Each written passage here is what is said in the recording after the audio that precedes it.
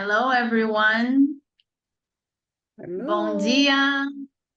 Buenos dias. Good morning from Brazil, São Paulo. Since I can't say everything I want to share in these three different languages, here's a quick logistic note before we start. This session is available in English, Spanish, and Portuguese. You can choose your preferred language by clicking the globe icon at the bottom of your screen. If you can't see it right away, it might be on the more or más icon at the bottom. Okay. Perfect. My name is Camila Pereira. I am the CEO of Global School Leaders, and I am truly, truly honored to welcome you today to this event, co-hosted by GSL and the UNESCO GEM Reports team. We are super excited to be discussing this newly released Women Lead for Learning report, and even more excited to be joined by so many advocates, policymakers, researchers, and especially school leaders from across the world. On a personal note, it's very interesting for me to discuss the barriers for women to become leaders in education. Both my grandmother and my mother served as school leaders. And growing up, I was really impacted by the force of those two women running schools, making decisions on the best pedagogical approaches, supporting teachers' growth, engaging families, managing all the crazy aspects of the intense routine in a school. And they showed me long before I had words for it that women can lead and lead very well. But I've also come to understand that their leadership was an exception in the global context. Unfortunately, very few women are given the opportunity to take up space in school leadership and in education leadership more broadly. There is this persistent glass ceiling that limits women's advancement into decision-making positions, right? From schools to ministries, universities, you name it. So while women make up the majority of the global teaching workforce, they remain significantly underrepresented in school leadership, especially in low-income countries where only 1 in 4 school leaders are women. So to in support of the Global She Leads campaign, this webinar will explore the main findings from the UNESCO report, elevating the voices of women leaders, and trying to identify concrete strategies to support women's progression into leadership roles in education. We will hear today from brilliant women school leaders who are breaking barriers, especially across the Global South. And we will also look at the broader systems that need to shift so that their stories become the norm and not the exception. So thank you all for being here. For the next hour, we invite you to listen, to be present, to engage, and to help us amplify this conversation using the hashtag #SheLeads. You can use it to celebrate female leaders you know, and also to challenge some of the stereotypes we'll be discussing here today. And you can also please ask questions at any time using the Q&A function also at the bottom of your screen on Zoom. Okay, so now to open our discussion and take us through the key findings and recommendations of this valuable report, I'm pleased to welcome Ana Dadillo, who is the GEM Report Chief Thematic Lead. Ana, thank you so much for your work on this report and for being here today with us. Over to you. Thanks a lot, Camila, and good morning, good afternoon, good evening to everyone that is here, and of course also to the wonderful panelists that we'll have a chance to discuss after my presentation. So you said it. In fact, you have summarized already the key findings of the Global Education Monitoring Report, Women Lead for Learning, and it will be very easy for me to go through it now. So the first key insights of the report, and you can see here is really this underrepresentation of women, not just among school leaders, but at all levels of the system and at all level of education. Here you have a representation of primary and secondary education. We collected the data for about 7 countries, but you can see here, for example, in early childhood, in 2018, we know that women held 81% of leadership roles in care centers and preschools based on OECD surveys, but even there, women educators are much more numerous. In primary education, we have also data that support this underrepresentation, and using data from PASEC or Confemen dataset, we have found that in 14 Francophone African countries, only 16% of principals were women in 2019. The same findings also for lower secondary education, where women make up 57% of teachers globally, but we have seen that there is at least a 20 percentage point gender gap in leadership. In some countries, you can see on the chart, this gap is much bigger.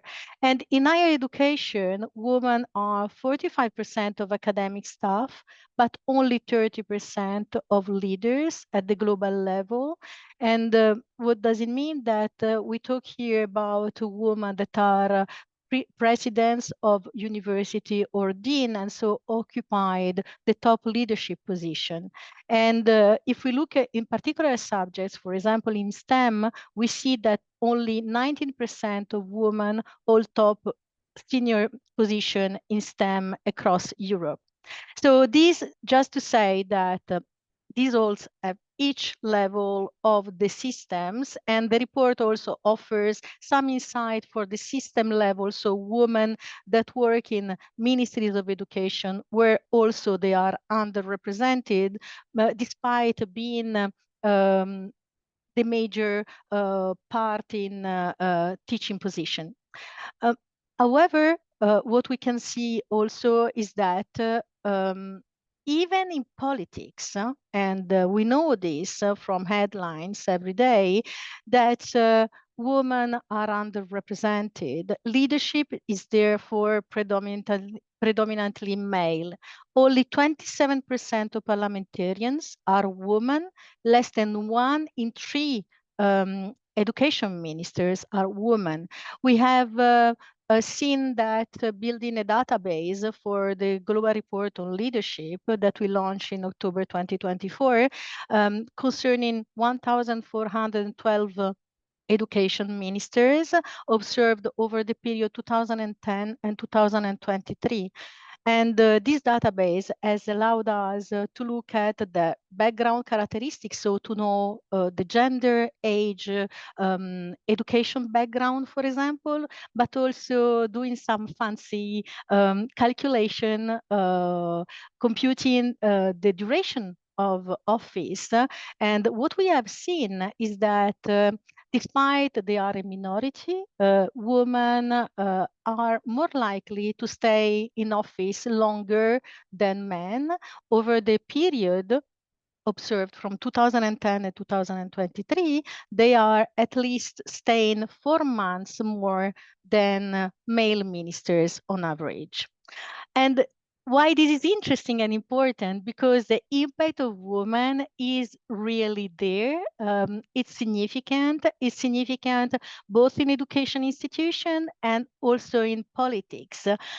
Increasing the literature as studies the impact, look with sophisticated econometric models. So we don't want to talk about that. We want to talk about the impacts. For example, in education institutions, they have prioritized curricula, interaction with students and parents, and teacher appraisal over administrative tasks compared to men, even if we know that administrative tasks are very important, as for instance, the pool survey by the Global School Leader has shown in the latest waves. And they also value collaboration more than men in their And we can see there with teachers, but also with parents and the community, which is very, very important for transformational leadership, but also for instructional leadership. And in politics, the latest data analysis, and they suggest and show that they have helped to raise educational expenditure as a percentage of GDP. And for example, looking more recently at the impact of women leading during school closures, they have managed to reduce the length of school closures during the pandemics.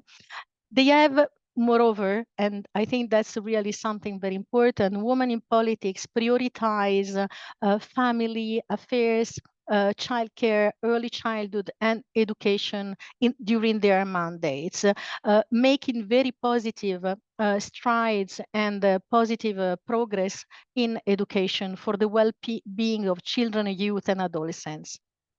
And they have shown also to be really important to improve learning outcomes. We know that the impact of leadership cannot just be measured in terms of learning outcomes, because they are also important for inclusion, for democracy, as our reports have shown for Latin America or Central Asia and the Caucasus. But looking at their impact on learning outcomes, for example, there have been studies that have shown that the impact of female school leaders is equivalent to an additional year of schooling in some African countries, using the 14 Francophone countries I was mentioning before, based on PASEC, and up to 6 months of additional learning in some East Asian countries using the data set SIA PLM. So that's really something that matters. However, and Camila also mentioned that there are really important barriers to women climbing this ladder to leadership, very often because leadership is very often portrayed as a male traits, and the stereotypes really limits women's ambitions and support. However, there are positive interventions. For example, this example that is here, in France, 1 hour talk by female scientists about science careers and gender stereotypes increase grade 12 girls' enrollment in STEM programs by 3.4 percentage points, which is a lot and shows the importance of role models of women. School principal hiring decision risk also to be very gender biased, where there is male dominance in selection panel. And looking and collecting data from based on the analysis we have done with the country profiles, the peer, we have found that only 11% of countries globally promote gender parity in the selection of school leaders. And a final point that's really important for women trying to climb this leadership ladder is that they are much less likely to find monitoring and targeted leadership training opportunities, while these opportunities are so important for them. As an example here, a survey in Africa among education leaders has found that 12% reported that 28% reported that a lack of mentorship held a woman back from leadership position. So to conclude, and there are many more insights in the gender report, of course. The report has 3 main, I would say, messages and recommendations. First of all, is identifying where the ladder, this famous ladder to leadership, is broken. And this means track women's progression and assess barriers women face and expose inequalities they face in climbing the ladder. Fix the broken ladder. So this means repairing systemic flaws, considering quota, for example, but not only quota, because this can have also drawback, but also raise awareness, set related targets, train recruitment panels to mitigate gender bias, and to fight against hidden bias, promote flexible work schedules, and more generally family-friendly policies that help women to cope with this double burden of family and work, and offer a helping hand to the latter. This means support women in leadership position, organize training, coaching, and mentoring. And it's not just talking about the glass ceiling, is about also to understand how to make women more present in leadership, because these benefit everyone. And it's a waste of resources, a waste of talents. And so if you want to get involved, please share the social media resources, use the campaign. Camila has already talked about that.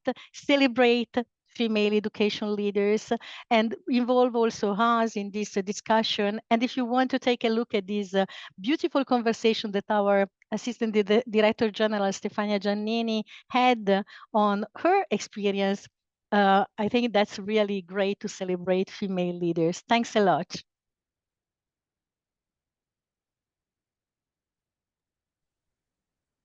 Thank you so much, Anna, for that presentation. It was super useful, I think, to see a condense of everything that is in that report. At Global School Leaders, we have been working on this topic for a while, and I can't tell you how hopeful and energizing is this moment that we are being able to speak and have more evidence and start a campaign and do more and more things. So it's important that we are talking about. It's important that we have a clear picture of what is happening. And it's also very important that we have concrete strategies to move forward. So I think like those three things are very worth celebrating. And like any complex challenge, this one calls for complex responses. And that means that we all have a role to play. So that's why I'm super excited as well to introduce you now to an amazing panel of women who are leading real change, from ministers and from schools. So I would like to introduce, and I hope I'm saying all the names correct. I promise I practiced before. We have Her Excellency Makgabo Reginah Mhaule, Deputy Minister of Basic Education in South Africa, Edda Bohn, Deputy Executive Director, Minister of Education, Arts and Culture in Namibia, María Laura Sánchez, School Leader from Argentina, and Sister Jane Soita, School Leader from Kenya. Thank you so much, both for four of you, for joining us. And for this panel, I would like to start first with the two school leaders, then I will move for the minister representatives, and final, I'll give you one question for all of you to answer. So Anna was sharing about some of the barriers women face. So I would like to start with you, Sister Jane. If you can share what were the key barriers you faced on your journey to leadership and how did you overcome them? Thank you very much, Magdalene.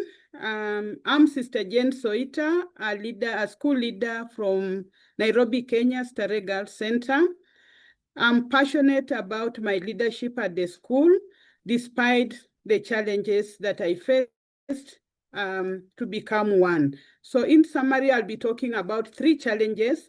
That is financing education, the local cultural upbringing, and barriers by my past in parents and society. And lastly, I'll also talk about the limited access to opportunities that were there for me as I grew up. So financing education was a big barrier in a way that there was no funds. And the little funds that were there in my family would rather educate a boy child, would rather take my brothers to school, would rather take my cousins to school, and I'll come later if there's anything left. But that was to be a thing of the past, because I worked so hard so that I pass the exam and even pass more than my brothers. So along the way, they could see that I'm really bright. And so they could say, well, we can try her on. And indeed, they tried me on, and they didn't get disappointed, because through my primary school, where I went in the rural areas up in Turkana, my final year in secondary school, I became one of the best girl in the district. So I was to join the high school. But again, there was no funds for me to join. So financing education became so difficult. But to this point, I see that if we finance education, especially for the women leaders in ministry, like now those that I'm working with, they can break that barrier. It could be a thing of the past. We have so many leaders who are working with us, like me here in Sarehe, but maybe to advance to get the degree, it is difficult. So financing their education to get a degree so that they can become leader, it will be one way to break through all these problems. So I spend most of the time at the moment fundraising to avail funds so that I can take many girls through education. And that is bearing fruits, because many needy girls who have gone through Starehe are now global leaders out there. And this is something that we all, if we embark on it, there'll be many more girls, many more leaders, many more women who will be leading in education. The second barrier was local cultural upbringing and beliefs by my parents and the local people in the area where I grew up. Where I grew up, there were defined roles. There were roles for the girl child, there were roles for the boy child. So my roles was to clean the house, to wash the utensil, to collect firewood, and to go to the river to fetch water. So I'll do that every day. Even after school, I have to make sure that I've helped my mother to collect firewood, to fetch water, and to make sure that the compound at the house is clean. What were my brothers doing at that moment? They'll be playing, and that sharpened their minds. They'll be playing games, they'll be reading novels, and that continue to sharpen them. Today, how I overcome this, how I overcome that, again, I had to work hard so that I also actually show that I need to remain in school most of the time, even join boarding school, than be at home to be considered as a person whose roles are already defined by the local culture.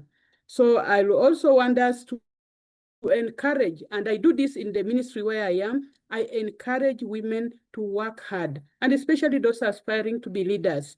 Let us work hard so that we can break the ceiling, the circle of that cultural that define me as a woman who can only clean, who can only fetch water, who can only do domestic chores. We are also people who can lead in education and lead others. And the other barrier is limited access to opportunities. Again, I grew up in an area where the opportunities were limited, if any. There were no role models that I could actually aspire to. The only role model I could see was my mother. And what was the role model I was seeing? A woman who was doing those cultural defined roles. So let us also open up to give more opportunities to the aspiring leaders.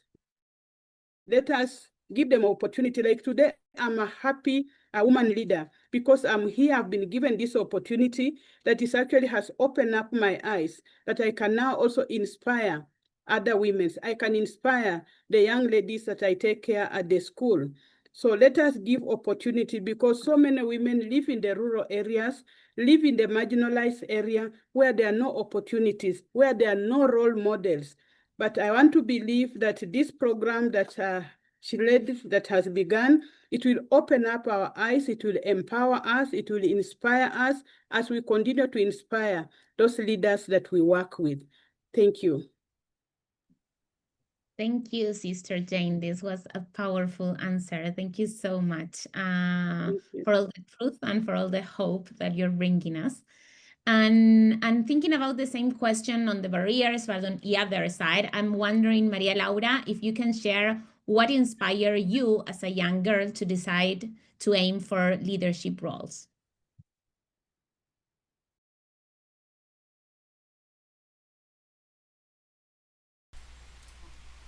Well, good morning and thank you for the invite to the panel. I'd like to comment a bit regarding, well, all of this reminds me of my past. Not to mention that when I was 20 years old, I became a mother. And from then, and my 21 years of age, I went to engineering college, started to study. I had a lot of professors, a lot of authority figures that had a bias regarding gender, which sometimes didn't really help us when it came to want to move forward with our studies. But even with all that, thanks to my family support, of course, I graduated as a chemistry teacher and a university teacher, thinking about my future and my son and how to move forward. And considering that there were few women in the faculty and were following this type of career, so I very quickly went to a rural technical school where I taught classes. I taught chemistry classes. A big job was generating production projects for the rural sector, for rural zone. So with research, I had access to many families where many women they they really try to start commenting on their situation, their situations, their hardships, their frustration at not being able to move forward with their studies. That because they couldn't, they weren't allowed to, and also certain family cultural rituals that were applied to the female role, and in a certain way, this sort of made me think, oh, okay, how can we work? How can we collaborate? But these were these voices in the rural sectors that are away, and we didn't know how many other voices were muted, or being muted. And so from then on, it's sort of we tried to. I went into the educational leadership system because I was invited to. And then, sorry, I think my translation, and maybe you can't hear me. I'm gonna deactivate this. So from then, that's where it sort of awakened the institution where I was this leadership challenge because maybe I was looking at it. Well, a few women were starting to work on institutions like teachers as teachers. So what can we do for girls? Because they brought up uncomfortable situations, but from a leadership role in the school after going to the principal, I became a principal for San Rafael Mendoza. That's where I faced the biggest challenge and the most important decision, facing all the vulnerabilities that the school situation showed me, girls and boys, with a lot of tough situations with abuse, addiction situations, their rights being denied, but not wanting to move forward, suicide.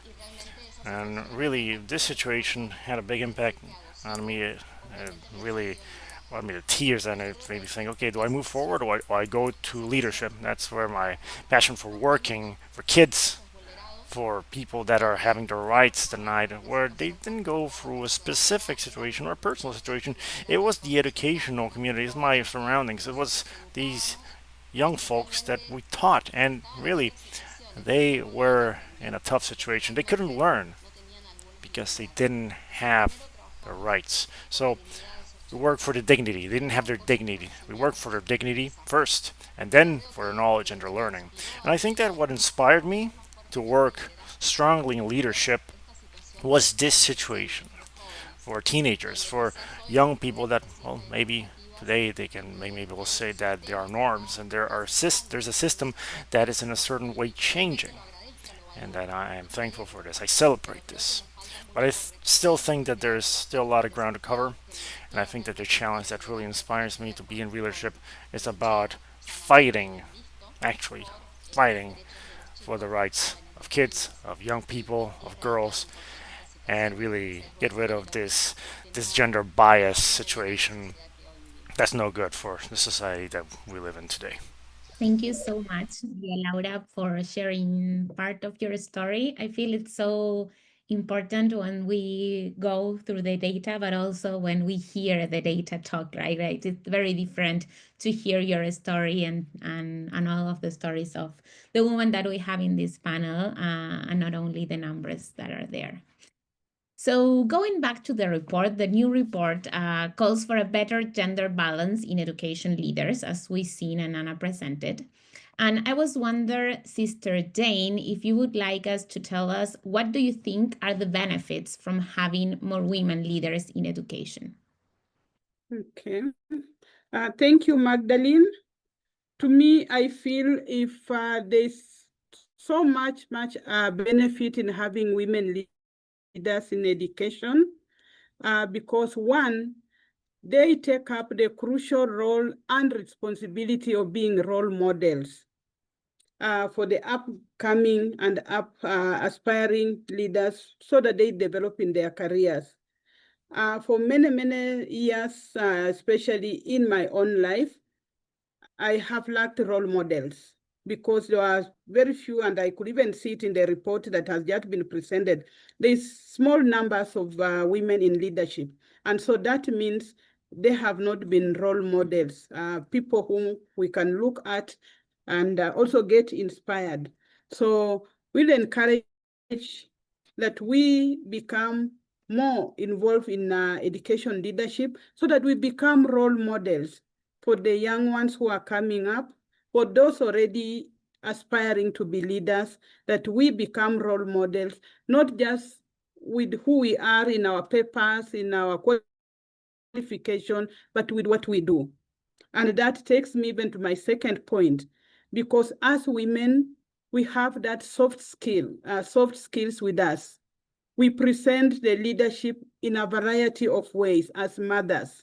And when we bring that to education, that continue to empower, continue to inspire others to also be leaders. I take that to myself in my leadership style in education. It has been a leadership style of being soft, being gentle, but being firm. So that one has actually helped me to lead, because at the same time, it brings many people closer to me. It brings them to learn and get to know what I do, how I do it in a softer, gentler way. But when decisions have to be made, then I am firm and I'm tough at that moment. But before that, that skill of being soft, being gentle, helps others to come. And I want to believe that many women actually have that skill of being soft, just for the fact that they are mothers. They're already bringing up the young ones. They are already nurturing so many. So if many of us actually take part in education, then we'll bring that skills to them. Also, we as women, we are hardworking. We are hardworking people. I'm not disputing that men are not, but we are hardworking because we reach a point where we want to feed and fend for our families. So if many of us get involved in education, there will be a very great benefit because of that element of hardworking, that element of wanting it to be done, that element of wanting to do it for others, do it for our own families, to do it for our nations, and to do it for our society. We do it with passion, but we do it in a hard-working way. So actually, I see there's a lot of benefit that we need to have more women come into education. That of role model, that of having a soft skill that we bring on the table, leading with passion, hardworking, and many others. Thank you. Thank you, Sister Jane. Thank you for everything you share. I especially going to take this role model piece that you brought, that also appears in the report. And I'm wondering with that, María Laura, if you can share what practical steps can schools and systems take to better identify, mentor, and support aspiring female leaders, particularly in underdeserved communities like you and Sister Jane work?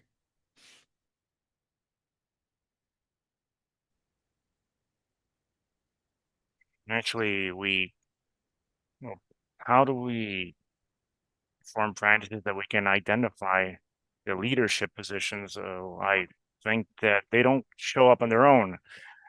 We need to look for them. We look for these profiles. Of course, we need to shape these profiles, but we need to look for them, we care for them, and we need to trust that from the point where we're young, we can also work to empower these roles, these profiles for girls or teenagers that we need today for them to keep going as a life project, as well as guide and motivation of these life projects. So this is key to build more fair systems, and we need to work to identify these situations. Also, especially from the place I am, where is technology and programming. Recently, I was mentioning engineering and careers that are quite tough, and generally they have, well, the roles are taken by men. But now I have the challenge of leading a technical programming school where we also need to generate these safe spaces and representative spaces for girls, teenagers that decide to study this type of school for secondary education. And this representation of gender equality, but also the stereogeneity of the gender itself that emerges in the social situation with their sexual identity, with indigenous populations that we have as well, with migrants or girls that carry disabilities. Now we need to think also about this situation, this gender situation, at the same time, these aspects that start with, and they must be supported within education and, of course, in this leadership position, especially due to self-esteem. When it comes to confidence, giving them the confidence and the support to be able to adapt to the circumstances, and also deciding or the decision making for choosing a path, either vocational, or they have their, they insist on their life projects, because I can't leave the point where we are graduating young people, students, where in a certain way we are guides for these people and this situation for the future. I think that we need to try to educate and a territorial focus without losing this global outlook. But I think that we can generate policies that we can work in empowerment of women, and of course, in the assertion from forming mixed groups. I'm saying that we need the mixed leadership where there are more women, of course, and the situation of being able to make aware our educational practices and taking decisions that are more adapted to the realities that occur these days. And educational institutions, would I consider to be many. So I consider that women bring a bit of awareness of the local rigidity or structures that I can really say that, well, Argentina has norms and they have an intent for us to work in this direction. Not everywhere, but maybe we need to be in a context where there are norms and we work with the intent of implementing aspects that give confidence to women and that fight for their rights. I think it's possible, but well, we need to be persistent, and we need to believe that we can reach change.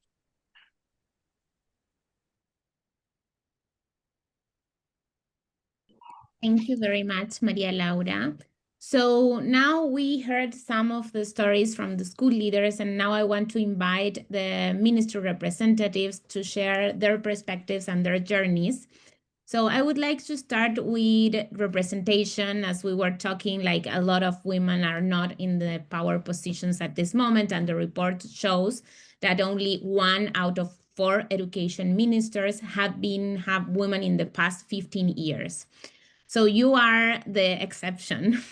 You are like the exception on representative. And I would love to hear more about your journeys. Did it mean like jumping on a lot of hoops, or it was easy? How did you experience your journey? So I don't know if Regina, do you want to start? And then maybe Edda can follow. Yeah, I can start. Good morning. Oh, it's afternoon, Magdalena and the team. You know, as Sister Jane was speaking, I thought he was speaking about my situation, because I come from a rural village where the only school ended at grade 4, which is a 2. And that was the only school in the village. When we have to go to another grade, you must move to 3 villages on foot, no transport, nothing. But we all come from the same background, because the background dictated what we are. So we had to pull very hard against what the background is dictating to you, what you have to be. So we come from a patriarchal background wherein women will not be given any opportunity and space to extract your potential. So it must come from yourself to say, I can do it. And we have, at that time, it will be 1 out of 20 women who will want to continue to go to school. And when you walk those long distances, you walk with boys. And there's nothing you can do. It comes from you. You don't have a support from the family. The community itself and the societal norms do not allow the woman to be at that. And whereas with me, I got married to a traditional leader's family, the royal family. So when I had to even start the political journey, it was a taboo to say, hey, what kind of a daughter-in-law is this? Even your own family disowns you.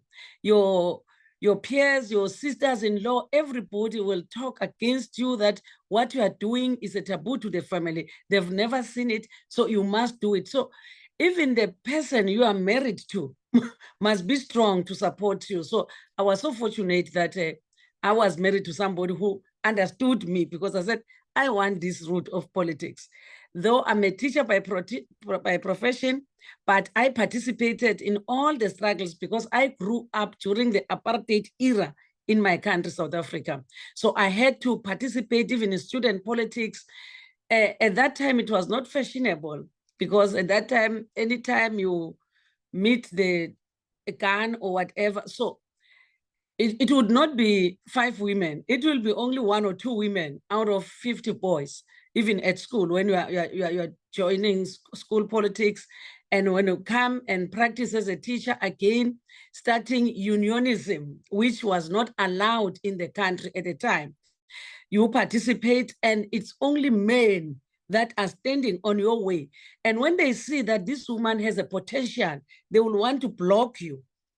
And they will call meetings during awkward hours, when they know that you have to go back and cook for the kids, because we're still a newlywed and a new teacher and a woman in the struggle. So it's not easy. You have so many obstacles that are blocking you. So you need to prove yourself beyond reasonable doubt that I can do it. Even schooling, in my province where I live, there was no university. It's only now, when I was in government, that we established 1 university. So going to a university like myself, yes, I hold a PhD, but I've never been to a formal university.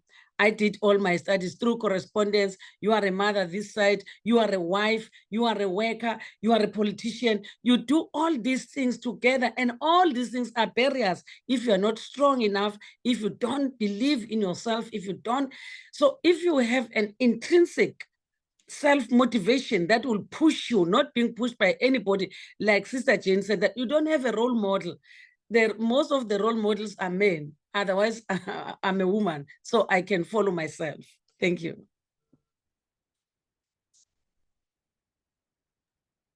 Thank you so much. That was super powerful and courageous. So thank you for sharing. Edda? Yes, good afternoon, dear Chair. In my case, you see, from my origin being a white Namibian, you would be regarded as a privileged one in the current new Namibia, formally advantaged. But growing up, me personally, in a family where we had a very strong mother, a female dominance, you could say, a mother that was practically, growing up in Africa on the farm in rural Namibia. She was, in our eyes, the one who can solve and master every problem. whereas our father was an academician. He was a PhD holder in tax law and economics. And he would dive into his book work day in and day out, whereas my mother would be the physical, active person that would solve every problem and make every situation bearable. So that instilled already in me from an early stage a confidence that you can do it. I did experience a bit of a shock when I had to go to school, changing from, being a day scholar to a hostel boarder, leaving the family, the safety and security of the family home. And that came with a lot of challenges. And through that, fighting your way through it and making it, then at the end, entering university, studying. My intention was to become an art teacher for school learners for fine arts.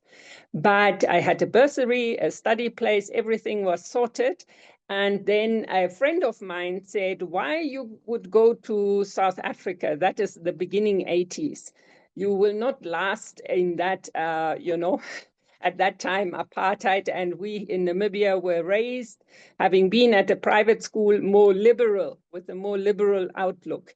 And he then encouraged me to go overseas. That did not materialize. I studied in Namibia at that time emerging university, and coming into contact with educated fellow Namibians really felt empowering and changed my outlook to life even and strengthened me even further, because we grew as a team of Namibians, me as white and the locals, and that was so empowering an experience that I think paved the way forward. That I'm also a child of 4 siblings, the eldest, and often I had to care for my younger siblings, actually most of the time, with my mother being, the physical active person in managing the farm life and so on. So that contributed then fostering and building my culture of care and taking initiative also to solve minor problems and so on. So often at times, the entire household would be left to me, and that built leadership skills and initiatives and enabled me to resume a successful career in teaching. So by profession, I'm a teacher, then growing through the ranks of managing the department for maths and science at school and becoming an advisor for mathematics and science teachers in the entire country. So by 5 years after independence, I joined then head office and climbed the ranks to, from directorship into where I'm now the deputy executive. It's like an undersecretary for education of the formal education sector. So that is sort of my background, and I always, and that is, I lived out also, have the strong belief that every child, every individual can contribute and make a difference, provided they are empowered and have the necessary support system. So I'm a strong advocate of building good relations, interhuman relations, and from there onwards, creating the necessary positive energy and atmosphere for growth, individualization and actualization that can benefit the larger group. So that is basically my journey, and I through this being proactive, I have not really experienced barriers as such. In contrary, I was an advocate to, through the students those days, as well as then be a young professional in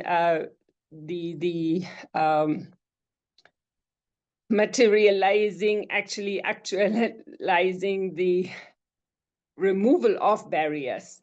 such as that in Namibia now, the girl child is outperforming the boy child. And with the necessary legislation in Namibia called the Affirmative Action Law and Policy, then enables us to recruit on a 50-50 base. And in Namibia, we are very happy and proud that we now have a lady president, Her Excellency Nandini Ndaitwah. And we also have now our own former State Secretary, Executive Director is our Minister of Education, Innovation, Sports, Youth, Sports, Arts and Culture. So it's now one big consolidated huge ministry. So that is my background. And I think with that perseverance of everything is possible, that is my slogan. And we have come very far with that. Thank you. Thank you, Edda and Regina, both for sharing your journeys. They are so impressive, and we are so lucky to be here listening to you. I can't believe how fascinating these conversations has been and the little time we have left. But I want to do one more question to Regina and Edda, because I'm sure this experience that you have lived is informing your work, right? So I would love to know one big commitment you are taking to break the glass ceiling and foster systemic change in leadership pathways for women in education from your position at this moment. And Regina, I don't know if you want to start again or, yeah, great. Yeah, I can start.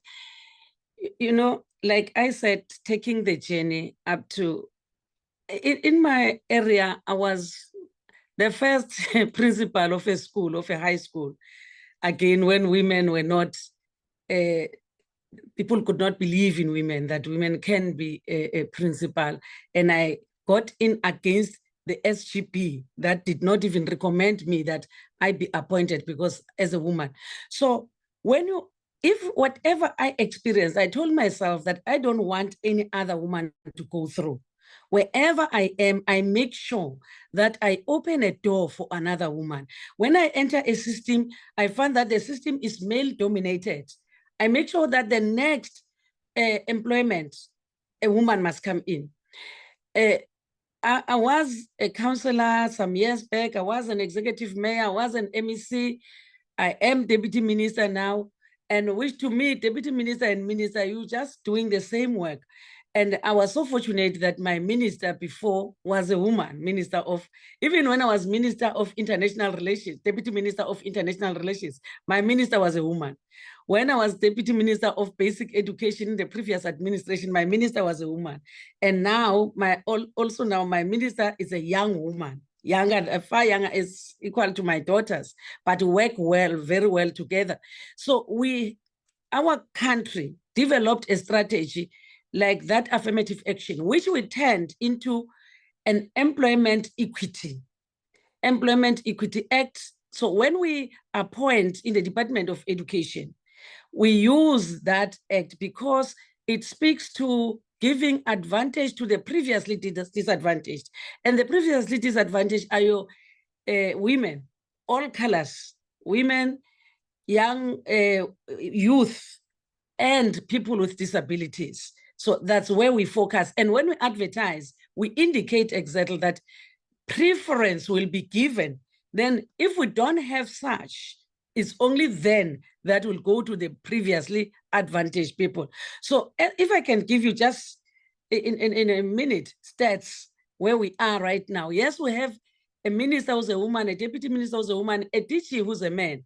But of the 6 DDGs, deputy director generals, 2 are women, 4 are men. I believe that we are getting there. Of the 20 chief directors, 8 are women, 12 are men. But now when we appoint, we make sure that at the middle management level, we are empowering more women to come in so that when they go up the ladder, they have an opportunity, they have that experience, and we empower them with continuous training. We give them bursaries to empower themselves. We open opportunities for them. If I can tell you now, of the whatever number, 15 two directors, 23 are women. And at the level of assistant directors, deputy directors, 123 over 100 are women, 123, which means the number of women in the deputy director level are more than the number of men. So that when they move upward, they may have an opportunity, they have the required experience, they have the skills. Even when coming to assistant directors, they are far much more than the number of men. They are 92 over 48. It tells that there is a plan to move women up the ladder. And I believe that in the next 5 years, we'll be there. And even in education, we supported a young girl. There were no opportunities for girls to do mathematics and science, but now we are supporting them. They are doing extremely well, and they are given a better part. The danger of that is that the boy child was remaining behind. Now we are picking up the boy child so that they move at an equal pace. Thank you. Thank you, Reginah. That was impressive. And Edda, you have the tough task to answer this and do it in 2 minutes because we don't have more time. So the floor is yours. Yeah, for us is in the education sector, except for the school leadership, yes, there's at times not a balance. There's still a bit of a male dominance, but in the teaching force, there are more females than male teachers. So in middle management as well as up to senior and executive management, we have achieved a 50-50.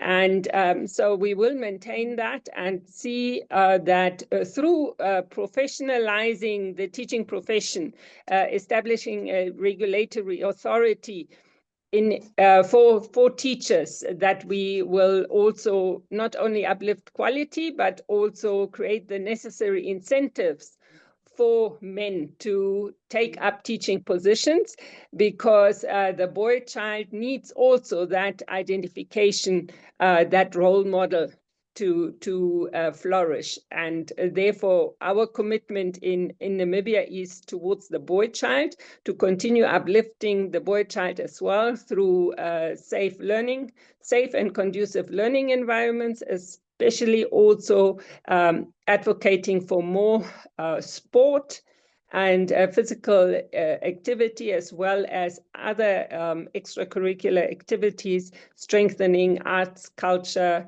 and music, so that the stimulation is in a wider spectrum than only academic, technical, vocational, for them to unlock their potential and work against what we are observing. And it is documented in a research done by our University of Namibia that the boy child is behind as badly, that university graduates, it's over 75% are ladies compared to their counterparts. So that is our commitment from Namibia. And thank you so much for the opportunity.